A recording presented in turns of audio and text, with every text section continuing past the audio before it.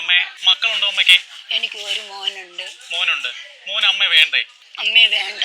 അമ്മയെ വേണ്ട മോന്. മക്കളൊക്കെ ഉണ്ടോ വെച്ചാ? ഉണ്ട്. എത്ര പേരുണ്ട്? 5 പിള്ളേര്. 5 മക്കളുണ്ടായിട്ട് ഈ 5 മക്കൾക്കും അച്ഛനെ വേണ്ട.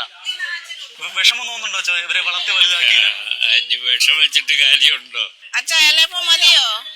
ഒന്നുകൂടെ തരട്ടെ. മക്കളൊക്കെ ഉണ്ടോ? ഇല്ല. ഒരാളുണ്ട്. ഇത് ഞങ്ങള് നോക്കിക്കോളാം കേട്ടോ, വിഷമിക്കണ്ട. ഇതൊക്കെ കാണുമ്പോഴാണ് നമ്മളൊക്കെ എത്ര ഭാഗ്യവാന്മാരാണെന്ന് കരുതി പോകുന്നത്. കണ്ടില്ലേ, മക്കളും ബന്ധുക്കളുമൊക്കെ ഉണ്ടായിട്ടും ഒരാള് പോലും തിരിഞ്ഞു നോക്കാനില്ലാത്ത കുറെ മനുഷ്യജന്മങ്ങൾ. 5 ആൺമക്കളുള്ള ഒരു പിതാവ് വരെ ഈ കൂട്ടത്തിലുണ്ട്. രോഗം ഭേദമായിട്ടും ബന്ധുക്കൾ ഏറ്റെടുക്കാനില്ലാതെ തിരുവനന്തപുരം മെഡിക്കൽ കോളേജ് ആശുപത്രിയിൽ കഴിഞ്ഞിരുന്ന അനാഥരായ 21 പേരെയാണ് പത്തനാപുരം ഗാന്ധി ഭവൻ ഏറ്റെടുത്തത്. അമ്മേ മതി വേണോ? അപ്പൊ വിഷമിക്കണ്ട, ഞങ്ങള് നോക്കിക്കോളാം കേട്ടോ. ഇന്ന് മക്കൾ ഉപേക്ഷിക്കപ്പെടുന്ന മാതാപിതാക്കളുടെ എണ്ണം സമൂഹത്തിൽ ക്രമാതീതമായി വർദ്ധിച്ചുകൊണ്ടിരിക്കുകയാണ്. ഇത്തരം സംഭവങ്ങൾ നിർബാധം വർദ്ധിക്കുന്നുണ്ടെങ്കിൽ തന്നെ ഇതിന് ഒരു തടയിടാൻ നമ്മുടെ അധികാരികൾ മുന്നോട്ട് വരുന്നില്ല എന്നതാണ് മറ്റൊരു വശം. അതായത് ഇത്തരം മാതാപിതാക്കളെ ഉപേക്ഷിക്കുന്ന മക്കൾക്കെതിരെ ശക്തമായ നിയമ നടപടിയെടുക്കാനുള്ള വകുപ്പുണ്ട്. 2007 miners welfare parents and senior citizen act പ്രകാരം ഈ രീതിയിൽ ഉപേക്ഷിക്കപ്പെടുന്ന മക്കൾക്കെതിരെ ശക്തമായ നിയമ നടപടി എടുക്കാമെന്നാണ്.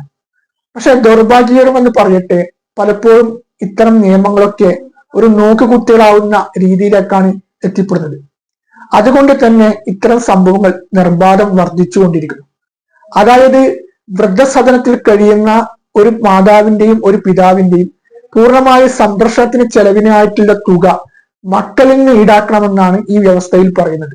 അതായത് അവരുടെ ഭക്ഷണം, താമസം, അവരുടെ ആരോഗ്യ കാര്യങ്ങൾക്കും മറ്റുമൊക്കെ വിനിയോഗിക്കാൻ വേണ്ടിയിട്ട് അത് സർക്കാർ നേരിട്ട് ചെയ്യേണ്ട ഒരു കാര്യമാണ്. പക്ഷേ ഏത് മക്കളിൽ നിന്നാണ് നമ്മുടെ അധികാരികൾ ഇത്തരം രീതിയിലുള്ള സംരക്ഷണ ചെലവ് ഈടാക്കുന്നത്? പല വൃദ്ധസദനങ്ങളും നടത്തപ്പെടുന്നത് ഉദാരനിധികളുടെ സഹായങ്ങൾ കൊണ്ടാണ്. നമ്മുടെ കേരളത്തിൽ ഇന്ന് വൃദ്ധസദനം എന്നത് ഊൺ പോലെ മുളച്ചു കൊണ്ടിരിക്കുകയാണ്. ഇന്ത്യയിൽ വെച്ച് ഏറ്റവും കൂടുതൽ വൃദ്ധസദനങ്ങൾ പ്രവർത്തിക്കുന്ന സംസ്ഥാനം സാക്ഷരതയിലും സംസ്കാരത്തിലും മുൻപന്തിയിലാണെന്ന് സ്വയം അവകാശപ്പെടുന്ന ഈ കൊച്ചു കേരളത്തിലാണ്. അതായത് 600-ലേറെ വൃദ്ധസദനങ്ങൾ സർക്കാരിന്റെ അധീനത്തിൽ മാത്രം, സർക്കാരിന്റെ ഗ്രാന്റോടുകൂടി പ്രവർത്തിക്കുന്ന വൃദ്ധസദനങ്ങൾ ഉണ്ടെന്നാണ് കണക്കുകൾ സാക്ഷ്യപ്പെടുത്തുന്നത്. ഇതിന് പുറമെ നിരവധി സ്വകാര്യ വ്യക്തികൾ നടത്തുന്ന സ്ഥാപനങ്ങളുണ്ട്. ഈ സ്വകാര്യ വ്യക്തികൾ നടത്തുന്ന സ്ഥാപനം എന്ന് പറഞ്ഞു കഴിഞ്ഞാൽ വിദേശങ്ങളിൽ കഴിയുന്ന മക്കളൊക്കെ ഇതുപോലുള്ള സ്ഥലങ്ങളിൽ കൊണ്ടുപോയിട്ട് സ്വന്തം മാതാപിതാക്കളെ ഏൽപ്പിക്കും. അതിന് അവർക്ക് മാസത്തിൽ ഇത്ര രൂപ, ചിലപ്പോൾ 50,000 അല്ലെങ്കിൽ 1,00,000 വരെ ഒക്കെ കൊടുത്തിട്ട് ഇതാക്കുന്ന മക്കളൊക്കെ ഉണ്ട്. അത് മറ്റൊരു വശം നമുക്കിപ്പോ അറിയാം.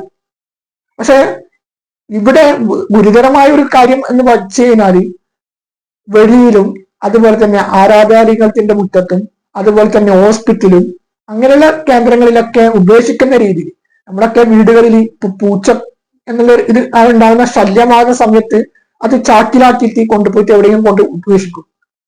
അതുപോലെയാണ് ഇന്ന് സ്വന്തം മാതാപിതാക്കളെ, ജന്മം കൊടുത്ത് വളർത്തി വലുതാക്കിയ മാതാപിതാക്കളെ ചില മക്കൾ ഉപേക്ഷിക്കുന്നത്. വളരെ ദുഃഖകരമായിട്ടുള്ള, വളരെ വേദനിപ്പിക്കുന്ന ഒരു കാര്യം ഏതാനും മാസങ്ങൾക്ക് മുമ്പ് നടന്നതാണ്. അതായത് ഒരു അമ്മയെ റെയിൽവേ സ്റ്റേഷനിൽ കൊണ്ടുചെന്ന് നിർത്തിയിട്ട് മക്കൾ അപ്രത്യക്ഷമായിട്ടുള്ള ഒരു വാർത്ത. അമ്മയോട് ഒരു തീർത്ഥാടന സ്ഥലത്തേക്ക് പോകാം എന്ന് പറഞ്ഞിട്ടാണ് വീട്ടിൽ നിന്ന് മക്കൾ കൂട്ടിക്കൊണ്ട് പോകുന്നത്. അവസാനം റെയിൽവേ സ്റ്റേഷനിൽ അമ്മയെ അവിടെ നിർത്തിയ ശേഷം ഇപ്പോൾ വരാം എന്ന് പറഞ്ഞിട്ട് മക്കൾ അവിടെ നിന്ന് അപ്രത്യക്ഷമാകുന്നു. എവിടെ എത്തി അതിന്റെ ഗൗരവം? ഈ രീതിയിൽ സ്വന്തം അമ്മയെ ഉപേക്ഷിച്ചു പോവുക എന്ന് പറയുമ്പോൾ അത് നമുക്ക് ചിന്തിക്കാൻ പോലും കഴിയാതൊരു കാര്യമല്ല. അപ്പോൾ ഇതിനൊക്കെ അറുതി വരുത്തണമെങ്കിൽ ഇവിടെ ഉള്ള നിയമം കർശനമായും പാലിക്കണം. അതായത് ഇത്തരം മക്കൾക്കെതിരെ തക്കതായ ശിക്ഷാ നടപടിയിലേക്ക് പോയി കഴിഞ്ഞാൽ ഒരു പരിധി വരെയെങ്കിലും ഇതുപോലെയുള്ള ആഭാസത്തരങ്ങൾ ഒഴിവാക്കാൻ പറ്റുമെന്നാണ് എന്റെ പക്ഷം. അതിന് നമ്മുടെ അധികാരികൾ മുന്നോട്ട് വരണമെന്നാണ് ഈ അവസരത്തിൽ ഉണർത്താനുള്ളത്.